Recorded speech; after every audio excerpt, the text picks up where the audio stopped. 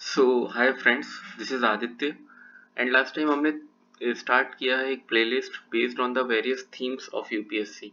सो first subject हमने लिया है एनवायरनमेंट एंड जब हम प्रीवियस ईयर पेपर का एनालिसिस करते हैं तो we find that some of the themes are very dear to UPSC. One of those theme is ozone. Okay, लेकिन देखिए प्रॉब्लम क्या होता है that you will read ozone from one book, then you will read it from current affair, then you will read it from some other source. So जो एक holistic preparation या holistic knowledge है आपकी develop नहीं हो पाती। तो what I am trying that मैं आपके लिए कम से कम जितनी थीम्स हो सके उसको लेके आऊँ जिसमें मैं आपको होलिस्टिक नॉलेज दूँ उसकी end to end, so that 99% कोई भी क्वेश्चन उस थीम से you will be able to take the right options. So let's see the ozone and all the things about ozone, like what is ozone, what are its usage, what is the concept of ozone depletion, and then why it is more in Antarctica, then what are ozone depleting substance, what are the international efforts, and the another important topic is the tropospheric ozone which is left by people। लोग इसकी तैयारी नहीं करते अक्सर। ठीक है, तो let's see first is ozone है क्या। तो ओजोन क्या है, it's a allotrope of oxygen. सबसे पहले हमें याद रखना है ऑक्सीजन जो होता है O2 that has two molecules of oxygen, that's why it is called diatomic allotrope, और जो ओजोन है वो है ट्राइएटॉमिक एलोट्रोप और it is highly unstable gas. ये चीज हमें याद रखनी है। इट इज पेल ब्लू, है ना, एंड इसकी जो स्मेल होती है वो पंजेंट स्मेल होती है। तो ये इसकी कुछ खासियत है। अब ये बनती कैसे, how it is formed, it is formed by the breaking of dioxygen. जो दो O2 रहता है वो ब्रेक हो जाता है दो O एटम्स में, and then it combines with the O2 and forms O3। ठीक है, तो usually the free oxygen atom quickly rejoins with an oxygen molecule यानी O2 molecule to form ozone molecule। ठीक है, this is the way it forms, है ना। एक तरीका ये फॉर्म करने का, दूसरा तरीका हम ट्रोपोस्फियर में देखेंगे किस तरह से ही बनती है। ठीक है, अब ये याद रखना है कि ओजोन जो है मोस्टली 90% ऑफ ओजोन जो हमारे अर्थ पर है वो स्ट्रेटोस्फियर पे। ठीक है, और it is slightly soluble in water but much more soluble in inert polar solvents. ठीक है, तो ये चीजें कुछ हमें याद रखनी है, बेसिक चीज about ozone, it's nature, it's formation and distribution. Now coming to the usage, तो ये आप लोग जनरली नहीं पढ़ते होंगे। यूसेज क्या है, it's a very good oxidising agent, और ऑक्सीडाइजिंग एजेंट अच्छा है तो it can be use for disinfecting waste water. तो वेस्ट वाटर को डिसइंफेक्ट करने की प्रोसेस है ओजोनेशन। ठीक है, जो ओजोन के थ्रू होती है। सेकेंड, इसका यूज है to destroy bacteria and viruses. तो एज अ डिसइंफेक्टेंट भी इसको यूज किया जा सकता है, जैसे क्लोरीन यूज होता है हमारा सिमिलरली। ठीक है, and it is very good disinfectant. तो क्या क्या हमने यहाँ देखा, it's a very powerful oxidising agent even more than O2। एक अच्छा वाटर वेस्ट वाटर प्यूरिफिकेशन के लिए यूज होता है और एज अ डिसइंफेक्टेंट यूज होता है। अब हमें देखना है ओजोन जो है स्ट्रेटोस्फियर में, हमने देखा 90% जो ओजोन है वो स्ट्रेटोस्फियर में है। Ozone in stratosphere is a product of UV radiation acting on dioxygen O2 molecule। ये मैंने आपको पहले ही बताया कि जो O2 molecule रहता है वो ब्रेक हो जाता है दो O में, और फिर एक O दूसरे O2 molecule से मिलके जो है O3 बना लेता है। अब ये बात याद रखना है कि ozone is highly unstable gas. ठीक है, जो जो चीजें मैंने बोल्ड करी हैं, येलो करी हैं, these are the potential area जहां आप स्टक हो सकते हैं। यूपीएससी बोल देगा it is highly stable, no, it is very unstable. इसलिए जो O2 है वो लगातार, O3 जो है वो लगातार ब्रेक होता रहता है और फिर O2 में कन्वर्ट होता रहता है। तो ये जो प्रोसेस है ये हमारे जो स्ट्रेटोस्फीयर में डायनेमिक इक्विलिब्रियम बनाती है कि O2 से O3 बनता रहता है और वापस O3 टूट के फिर O2 बनता रहता है। ठीक है, लेकिन रिसेंट ईयर में हमने ये देखा है कि इक्विलिब्रियम जो है ये थोड़ा सा डिस्टॉर्ट हुआ है, और जो ब्रेकिंग है O3 की O2 में वो ज़्यादा तेजी से हो रही है वनस्पत O2 का O3 में बनने से। ठीक है, सो आई होप ये आपको क्लियर हुआ होगा। अब देखिए कि ओजोन डिप्लीशन क्या है और ओजोन डिप्लीटिंग सब्सटेंस क्या है। तो सबसे पहले हमें याद रखना है कुछ केमिकल्स होते हैं, ठीक है, जिनको हम बोलते हैं ODS यानी ओजोन डिप्लीटिंग सब्सटेंस। ठीक है, जैसे chlorine, bromine, chlorofluorocarbon, carbon tetrachloride, halons. ठीक है, ये क्या करते हैं, ये these compounds are not very reactive in the troposphere, यानी इनर्ट रहते हैं, लेकिन ये स्ट्रेटोस्फीयर में डिफ्यूज हो जाते हैं और वहां पे रिएक्ट करते हैं। तो क्या होता है, जैसे हम बात करें क्लोरोफ्लोरोकार्बन की, तो ये स्ट्रेटोस्फीयर में जाके यूवी रेस के कारण ब्रेक हो जाते हैं और क्लोरीन फ्री रेडिकल को रिलीज कर देते हैं। This chlorine free radical react करता है ओजोन के साथ और बनाता है ClO यानी chlorine monoxide. Then this chlorine monoxide again combined होता है ऑक्सीजन एटम से और क्लोरीन रेडिकल बनाता है। तो आप देख रहे हैं बार बार जो है अगेन क्लोरीन रेडिकल बनता जा रहा है। और ये जो क्लोरीन रेडिकल है ये क्या करता है, दिस ब्रेक्स O3। ठीक है, ये O3 को ब्रेक कर देता है। यहाँ लिखा हुआ है chlorine radical then react with stratospheric ozone to form chlorine monoxide radical and molecular oxygen. तो अब ये आप रिएक्शन समझ रहे हैं, CFC है वो स्ट्रेटोस्फीयर में गए, यूवी रेडिएशन से इंटरेक्शन हुआ, क्लोरीन रेडिकल निकला, क्लोरीन रेडिकल फिर रिएक्ट करता है ओजोन O3 से और उसको O2 और O में निकाल देता है। फिर अगेन जो है इस पूरे रिएक्शन से जो बना था वो बना था क्लोरीन मोनोऑक्साइड। ये अगेन जो है मॉलिक्यूलर ऑक्सीजन से रिएक्ट करके अगेन क्लोरीन बना लेता है।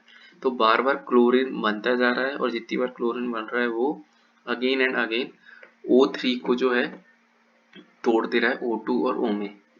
ठीक है, तो this particular reaction is cyclic reaction और इस रिएक्शन को कहते हैं कैटालिटिक साइकिल, है ना, a sequence of reaction in form of loop. तो एक लूप लगातार जो है वो चलता जा रहा है।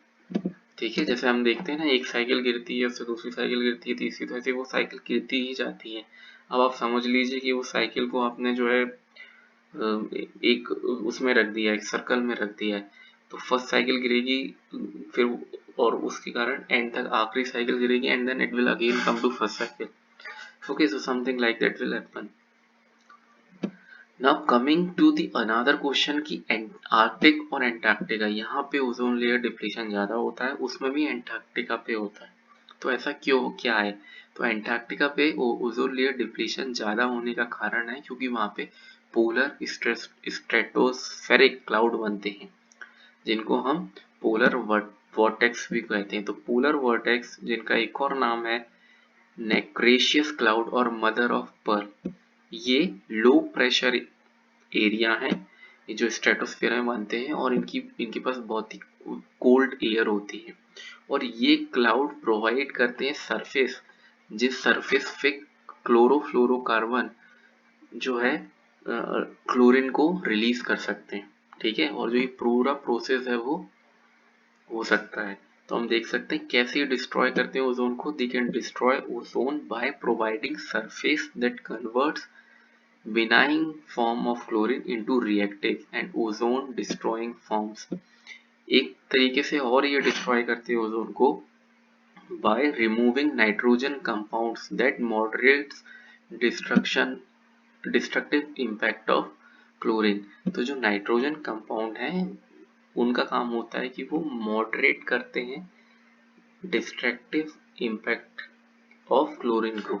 जो क्लोरीन का इम्पैक्ट पड़ रहा है ओजोन लेयर पे उसको कम करते हैं, मॉडरेट करते हैं। लेकिन ये जो क्लाउड्स हैं पोलर वॉर्टेक्स जो एंटार्क्टिका में बनते हैं वो इस चीज को या इसके इम्पैक्ट को कम कर देते हैं नाइट्रोजन के। ठीक है, तो और कुछ जो पोटेंशियल ड्राइवर्स हैं specially in the Antarctica ozone layer depletion के, उसमें एक सोलर साइकिल। ठीक है, तो सोलर साइकिल आप सबको पता है इस तरीके से जो है सोलर मैग्नेटिक जो वेव्स हैं और या जिनको हम सोलर फ्लेयर्स कहते हैं उनका एक साइक्लिक रूटीन चलता है जिसमें वो एक पर्टिकुलर ड्यूरेशन में पीक पे जाती हैं और फिर जो है अपने लो पे आती हैं।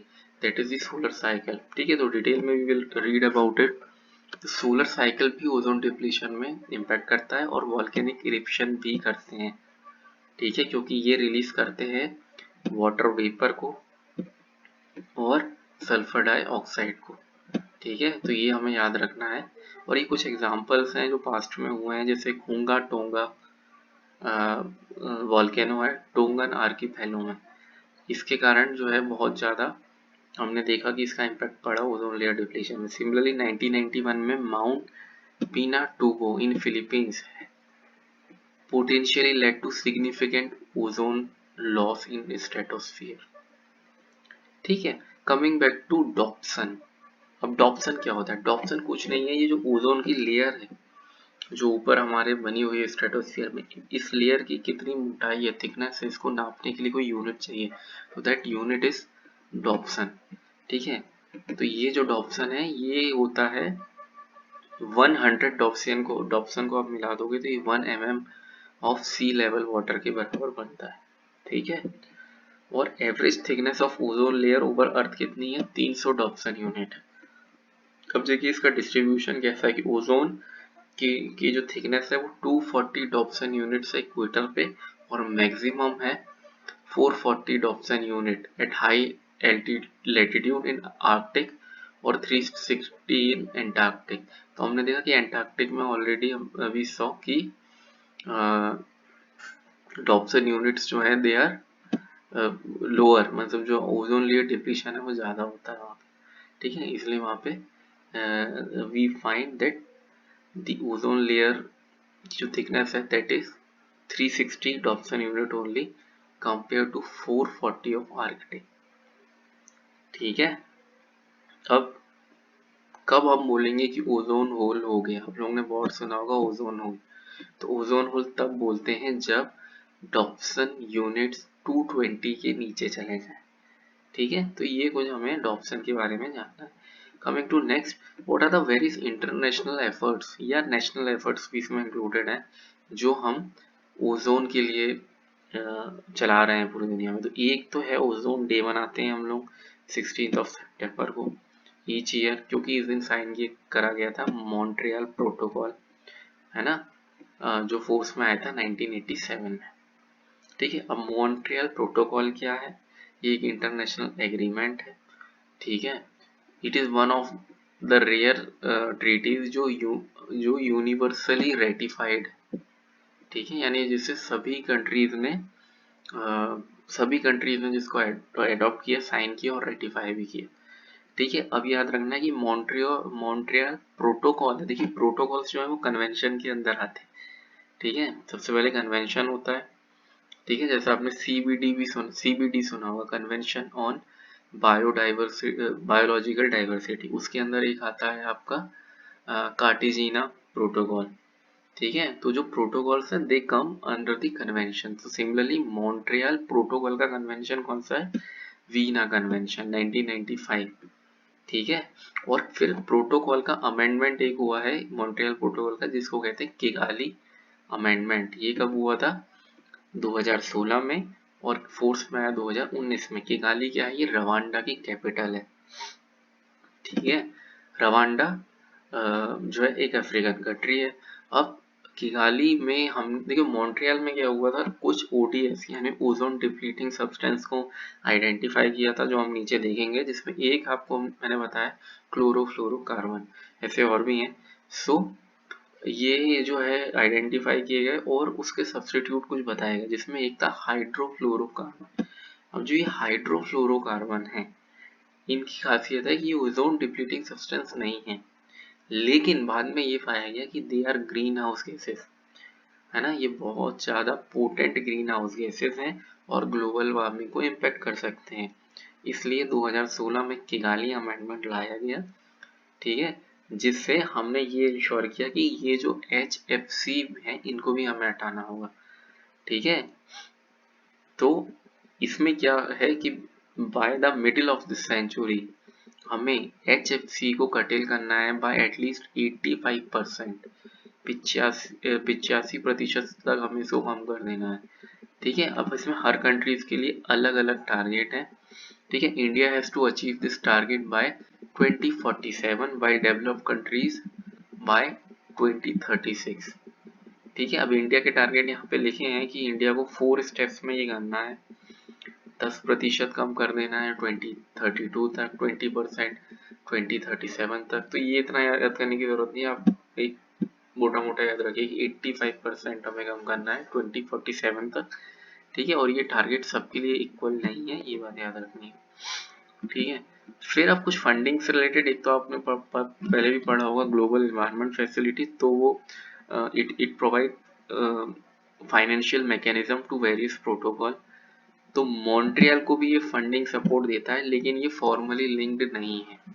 ठीक है, ये मैंने स्पेशली इसलिए मेंशन किया because various conventions are there to which GEF is formally linked and eventually we think कि वो सबसे ही लिंक्ड है, लेकिन ऐसा नहीं है। मॉन्ट्रियल से लिंक्ड है बट फॉर्मली नहीं है, तो ये बात याद रखनी है। ठीक है, अगर यहाँ लिखा रहेगा कि it provide financial mechanism to Montreal protocol, है ना, तो वी कैन से कि यस बट नॉट फॉर्मली। ठीक है, देन फंड एक मल्टीलेटरल फंड भी बनाया है इन्होंने, the multilateral fund for the implementation of Montreal protocol, जो 1991 में इस मॉन्ट्रियल ट्रीटी के आर्टिकल 10 में जो है इसको शामिल किया गया है। फिर एक जो इंटरनेशनल एफर्ट है वो यूएस के द्वारा है, US national oceanic atmospheric administration, वो रिलीज करता है ओजोन डिप्लीटिंग गैस इंडेक्स। तो बस इतना याद रखो, दैट्स इनफ। फिर एक इंडिया कूलिंग एक्शन प्लान भी है। देखो बेसिकली क्या होता है, जो ODS होते हैं, ओजोन डिप्लीटिंग सब्सटेंस, वो ज़्यादातर हमें रेफ्रिजरेटर्स में, फायर एक्सटिंग्विशर में, ठीक है, या फिर कूलिंग के जो सब्सटेंस है उसमें पाए जाते हैं। इसलिए इंडिया कूलिंग एक्शन प्लान जो है चाहता है कि हम अपनी कूलिंग की जो जो हमारे रेफ्रिजरेटर हैं, AC हैं, इनकी एक तो एफिशिएंसी में काम करें, दूसरा इसकी ऐसे इनमें सब्सटेंस का यूज़ करें जो ग्रीन हाउस को रिलीज ना करें, जो ओजोन डिप्लीटिंग सब्सटेंस को यूज़ ना करें। ठीक है, तो ये आपने देखा कुल मिला के पूरा अबाउट वेरियस एफर्ट्स जो हमने लिए हैं to counter the ozone layer depletion. ठीक है, अब मैं कुछ बात करूं कि ओजोन डिप्लीटिंग सब्सटेंस क्या होते हैं, तो नीचे आगे हम देखते हैं, ऊपर भी थोड़ा सा लिखा है बट यहाँ मैंने नीचे इसको डिटेल में लिखा हुआ है। तो जो ट्रीटी है हमारी मॉन्ट्रियल ट्रीटी, उसमें अलग अलग एनेक्सर्स हैं, और अलग अलग एनेक्सर्स में अलग अलग प्रकार की ओजोन डिप्लीटिंग सब्सटेंस का मेंशन किया गया है। जैसे एनेक्सर ए में क्लोरोफ्लोरोकार्बन और हेलोन्स जो है इनका मेंशन किया गया है। सिमिलरली बी में, एनेक्सर बी में fully halogenated chlorofluorocarbon, carbon tetrachloride, methyl chloroform, ठीक है, इसका मेंशन किया गया है। और ये देखिए ग्रेजुअली ऐड किए गए हैं, शुरू में सबसे पहले क्लोरोफ्लोरोकार्बन था, फिर धीरे धीरे धीरे वो और ऐड करते गए। फिर सी में जो सी एनेक्सर है उसमें हाइड्रोजन क्लोरोफ्लोरो कार्बन की बात की गई है। ठीक है, यहाँ पे क्या था, chlorofluorocarbon, this is hydrogen chlorofluorocarbon, और मिथाइल ब्रोमाइड की। और फिर एफ मैंने ये बोल्ड इसलिए किया है कि ये है हाइड्रोजन फ्लोरोकार्बन। ठीक है, तो देखिए यहाँ पे सभी जो ये शॉर्ट फॉर्म है इसको आप कैसे वो करेंगे कि जहाँ भी H है दैट इज हाइड्रो, F है यानी फ्लोरो, C है यानी क्लोरो। ठीक है, तो दिस इज हाइड्रोजन फ्लोरोकार्बन। यहाँ पे देखो क्लोरोन नहीं आ रहा है, ओनली फ्लोरो। तो ये क्या किया गया था, initially they were used as a transition, कि मॉन्ट्रियल में हमने शुरू में जो बाकी बैन कर दिए हैं और कर दिए थे, और सोचा था कि हम हाइड्रोजन फ्लोरोकार्बन से इनको रिप्लेस करेंगे। लेकिन लेटर ये पाया गया कि हाइड्रोजन फ्लोरोकार्बन सारा पोटेंट ग्रीन हाउस गैसेस, ठीक है, and they can cause great climate change. तो दैट्स वाई हमने किगाली अमेंडमेंट के द्वारा इसको फिर ऐड किया। ठीक है, तो अब देखो बिकॉज हम किगाली को अलग से पढ़ते हैं, मॉन्ट्रियल को अलग से पढ़ते हैं, तो we may get confused when it is asked कि मॉन्ट्रियल प्रोटोकॉल में कौन कौन से ओजोन डिप्लीटिंग सब्सटेंस है, तो you may tick all this, but आखिरी वाला आपको लगेगा अरे ये तो किगाली एग्रीमेंट में था, but Kigali agreement is nothing but making amendment to the Montreal protocol itself. Okay, then अब इसमें थोड़ा सा डिटेल में हम कुछ कुछ देखें तो क्लोरोफ्लोरोकार्बन जो है ये भी स्ट्रॉन्ग ग्रीन हाउस गैसेज है और ये ओडीएस भी है, यानी ओडीएस मतलब ozone depleting substance. Similarly hydrogen chlorofluorocarbon ये भी जो है ये भी they are also green powerful greenhouse gases and ODS. और इसमें बात ये रखनी है कि 2007 में जो है इन पे काम करना मॉन्ट्रियल प्रोटोकॉल ने चालू किया है ना, मेजरली। ठीक है, और मैं इसमें आप पढ़ सकते हैं, but just keep in mind कि ये दोनों ग्रीन हाउस गैसेस भी हैं और ओजोन डिप्लीटिंग सब्सटेंस भी। फिर हेलोन, अब हेलोन जो है they are use in fire extinguishers. ठीक है, ये जो ऊपर के दोनों हैं they are use in refrigeration, air conditioning and foam application, तो ये दोनों के लिए है, लेकिन हेलोन्स यूज करते हैं फायर एक्सटिंग्विशन में। ठीक है, फिर एक होता है मिथाइल ब्रोमाइड, ये इंपॉर्टेंट है। इस गैस के कई अलग सारे नाम है जो मैंने यहाँ मेंशन कर दिए हैं। ठीक है, ऑल्सो कॉल्ड एज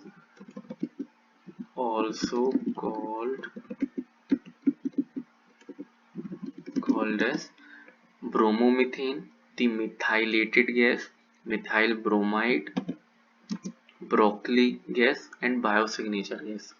तो इसके बहुत सारे नाम हैं। क्यों नाम है, सभी नामों के पीछे एक रीजन है। अब ये जो मिथाइल ब्रोमाइड है ये colourless, odourless, non inflammable gas है। ये याद रखना है कि ये इंडस्ट्रियली और बायोलॉजिकली या नेचुरली और मैन मेड दोनों तरीके से बन सकती है। इसके जो मेजर सोर्स हैं वो है ओशियन, बायोमास बर्निंग, फ्यूमिगेशन, है ना, और ये इमिट किया जाता है लिविंग ऑर्गेनिज्म के द्वारा, इसलिए इसको बोलते हैं बायो सिग्नेचर गैस, यानी इसकी प्रेजेंस बताती है दैट लाइफ एग्जिस्ट करती है। ठीक है, इसलिए ये न्यूज में था कि कई प्लैनेट्स में हमें मिथाइल ब्रोमाइड पाया गया जो एक बायो सिग्नेचर गैस है, और क्योंकि ये पाई गई इससे हम ये पता कर पाए that yes life existed there. इस टाइम पे ये जो है बेसिकली यूज होता है इंसेक्टिसाइड और पेस्टिसाइड। ठीक है, और भी यूज है जो यहाँ लिखे हुए हैं, फायर एक्सटिंग्विशर, रेफ्रिजरेंट। ठीक है, अब इसके दूसरे नाम जो हमने देखे थे ब्रोमोमीथेन, ये कॉमन नेम है। मिथाइल ब्रोमाइड ये इसका जो है this is it's scientific name.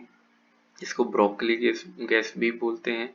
ठीक है, क्योंकि ये ब्रोकली द्वारा भी रिलीज किया जाता है। ठीक है, और मिथाइलेटेड गैस भी इसको बोला जाता है। तो ये कुछ इसके नाम है, ये आपको याद रखना है। ये भी एक ओडीएस यानी ओजोन डिप्लीटिंग सब्सटेंस है और ये इंक्लूडेड है हमारे मॉन्ट्रियल प्रोटोकॉल में। ठीक है, अब हम देखिए मॉन्ट्रियल प्रोटोकॉल में एक HFC भी है। ये HFC ओडीएस नहीं है, यानी ओजोन डिप्लीटिंग सब्सटेंस नहीं है, लेकिन फिर भी ये मॉन्ट्रियल प्रोटोकॉल में है because this is a potent green house gas. ठीक है, तो ये इसका जो ये ग्रीन हाउस गैस है और ये क्लाइमेट चेंज को हमारे नेगेटिवली इम्पेक्ट कर रहा है। ठीक है, तो अब जो किगाली एग्रीमेंट है वो हाइड्रोजन फ्लोरोकार्बन पे टारगेट कर रहा है। तो ये कुछ इंपॉर्टेंट सब्सटेंसेस के बारे में सारी चीजें ना पढ़ें, जो मैंने बोल्ड कर दिया है अगर आप उतना ही पढ़ लेंगे तो वो भी 90% ऑफ टाइम आपको हेल्प कर देगा। एक चीज और याद रखनी है, जो ओजोन लेयर है वो यूवी रेज जो होती हैं उनके कई टाइप होते हैं, तो यूवी ए, यूवी बी, तो मेजरली यूवी बी को ब्लॉक करता है। ठीक है, हमने पढ़ा है ना ओजोन लेयर का काम क्या है स्ट्रेटोस्फियर में, कि वो जो यूवी रेज हैं उनको डायरेक्टली अर्थ पे आने से रोकता है, जिसके कारण हमें जो वेरियस प्रॉब्लम्स हो सकती हैं लाइक स्किन कैंसर हो सकता है। ठीक है, या प्लांट्स में वेरियस काइंड के डिसीजेस या उनके इवन डीएनए म्यूटेशन भी हो सकता है, उसको प्रोटेक्ट करता है ओजोन लेयर। तो अब वो कौन सी प्रकार की रेस को ब्लॉक करता है ये याद रखना है, तो अल्ट्रा वायलेट और उसमें भी अल्ट्रा वायलेट बी। ठीक है, मेजरली। और यहाँ देखिए यहाँ भी कुछ ओजोन डिप्लीटिंग सब्सटेंस लिखे हुए हैं। तो दिस इज ऑल अबाउट अच्छा एक चीज और, the last topic is about the ground level tropospheric ozone. ठीक है, तो अभी हमने ओजोन जो देखा वो स्ट्रेटोस्फियर में देखा, लेकिन ट्रोपोस्फियर में भी तो ओजोन होता है। ठीक है, तो stratosphere ozone is good ozone, but troposphere ozone is bad ozone. क्यों? क्योंकि ये एक ग्रीन हाउस गैस की तरह जो है फंक्शन करता है और एज अ पल्यूटेंट भी फंक्शन करता है। It is a secondary pollutant. Secondary pollutant वो होते हैं जो डायरेक्टली रिलीज नहीं होते हैं, बल्कि कोई दो डायरेक्टली रिलीज होने वाले पल्यूटेंट के रिएक्शन से बनते हैं। ठीक है, जो डायरेक्टली रिलीज हो रहे हैं वो प्राइमरी पल्यूटेंट है, जैसे NOx गैसेस यानी ऑक्साइड ऑफ नाइट्रोजन, या वोलेटाइल ऑर्गेनिक कंपाउंड्स जैसे कि VOC, ये डायरेक्टली रिलीज होता है, ये प्राइमरी पॉल्यूटेंट है। ये दोनों जब केमिकल रिएक्शन करते हैं तो ओजोन बनती है ट्रोपोस्फियर में, जिसको बोलते हैं सेकेंडरी पॉल्यूटेंट।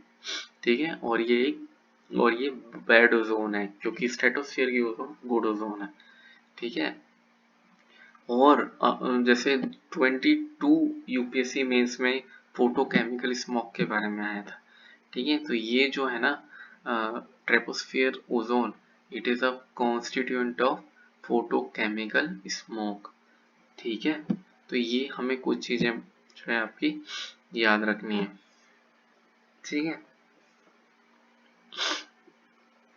अब इसमें देखिए ground level troposphere free ozone को मेजर करने के लिए नेशनल एयर क्वालिटी इंडेक्स है। ठीक है, जिस जो CPCB बनाता है, रिलीज करता है, उसमें 8 पॉल्यूटेंट है, उसमें एक ओजोन भी है। तो देखो ओजोन के ड्यूल बिहेवियर को आप समझने की कोशिश करो। ट्रोपोस्फियर में एक पॉल्यूटेंट है, ये ग्रीन हाउस गैस है बैड ओजोन है, ये फोटोकेमिकल स्मोक को प्रोड्यूस करता है ना। इसलिए नेशनल एयर क्वालिटी इंडेक्स जो कि रिलीज करा जाता है CPCB द्वारा, जिसमें 8 पॉल्यूटेंट है, उसमें ओजोन भी शामिल है। ठीक है, लेकिन जब ये स्ट्रेटोस्फियर में जाता है तो ये गुड ओजोन है, क्योंकि ये हमें प्रोटेक्ट करता है UV रेज से। Okay, now coming to another topic जो न्यूज में चल रहा है, शॉर्ट लिव्ड हेलोजेंस। ठीक है, तो हेलोजेंस क्या होते हैं? जो halogens, they are a group of elements. जब आप पीरियोडिक टेबल देखोगे तो कुछ एलिमेंट्स हैं, जैसे फ्लोरीन, क्लोरीन, ब्रोमीन, ये सब हेलोजेंस हैं। ठीक है, तो अभी एक स्टडीज में पाया गया कि जो ओशियंस हैं वो हेलोजेंस को रिलीज करते हैं, और ये है शॉर्ट लिव्ड हेलोजन, यानी ये कम समय के लिए एटमॉस्फेयर में रहते हैं, और ये कूल इस तरीके से जो ओशियन है वो कूल करते हैं हमारे प्लेनेट को। ठीक है, तो इसको बोलते हैं शॉर्ट लिव्ड हेलोजन, जिनका लाइफ टाइम क्या है, लेस देन 6 मंथ है, इसलिए दे आर शॉर्ट लिव्ड। ठीक है, और इसमें क्या होते हैं, हेलोजन एलिमेंट जो मैंने बताया, क्लोरीन, ब्रोमीन, आयोडीन भी है जैसे। ठीक है, फिर इसके सोर्स क्या है शॉर्ट लिव्ड हेलोजन के? Marine, phytoplankton, algae, abiotic substance भी है, देख लीजिए। ठीक है, और इसका इम्पैक्ट क्या पड़ रहा है? अब अगर ये कूल कर रहे हैं प्लेनेट को, तो डेफिनेटली ये हमारे जो है वार्मिंग को रिड्यूस करेंगे, reduces warming by depleting ozone. कैसे कूल कर रहे हैं? ये ओजोन को, जो हमारी ट्रोपोस्फेरिक ओजोन है, उसको डिप्लीट कर रहे हैं। अब ट्रोपोस्फेरिक ओजोन क्या कैसे काम कर रही थी? As a greenhouse gas, तो उसको अगर ये कम कर देंगे तो क्या होगा? हमारी जो है अर्थ जो है उसकी ग्लोबल वार्मिंग जो हो रही है वो कम होगी। ठीक है, ये देखो स्ट्रेटोस्फेरिक ओजोन की बात नहीं कर रहे हैं, ये ट्रोपोस्फेरिक ओजोन की बात कर रहे हैं। फिर लेकिन the same SLH also releases methane, है ना। ये sorry, they increases the methane's lifetime in atmosphere and increase the level of water vapor। तो मीथेन की लाइफ टाइम बढ़ा दे रहे हैं और वाटर वेपर का लेवल बढ़ा दे रहा है एटमॉस्फेयर में, और ये दोनों ही ग्रीन हाउस गैसेज हैं। यानी ये एक दूसरा जो इनका इम्पैक्ट है वो उल्टा इफेक्ट दिखा रहा है, यानी ग्लोबल वार्मिंग कर रहा है। तो short-lived halogen has a dual role. At one side, they are depleting the tropospheric ozone and hence cooling the planet and reducing climate change. On the other hand, they are increasing the methane's lifetime in atmosphere and increasing the level of water vapor, which both are greenhouse gases and hence contributing to climate change. ठीक है, तो ये हमें कुछ याद रखना है। These 3 topics are related to ground level at tropospheric ozone. तो ये सब सारा है ओजोन के बारे में। It is very very rare कि इससे बाहर कुछ भी आए ओजोन से। ठीक है, तो मेरा जो पूरा मोटिव है वो ये कि 100 क्वेश्चंस आते हैं यूपीएससी में, और उन 100 क्वेश्चंस के पीछे कुछ ना कुछ, हर क्वेश्चन के पीछे कोई थीम होती है। तो मैं कोई भी उनमें से रिलेटेड कोई थीम उठाते जाऊं और उन थीम्स को पूरा कवर करते जाऊं, सो दैट हम टॉपिक्स कवर ना करें, हम कंसेप्ट कवर ना करें, हम एंटायर जो थीम है उसको कवर करें, सो दैट आपकी होलिस्टिक प्रिपरेशन हो। ठीक है, तो thank you for watching this video. Bye bye. And the PDF of this topic will be uploaded in the comment section. And please like, share and subscribe if you like the video.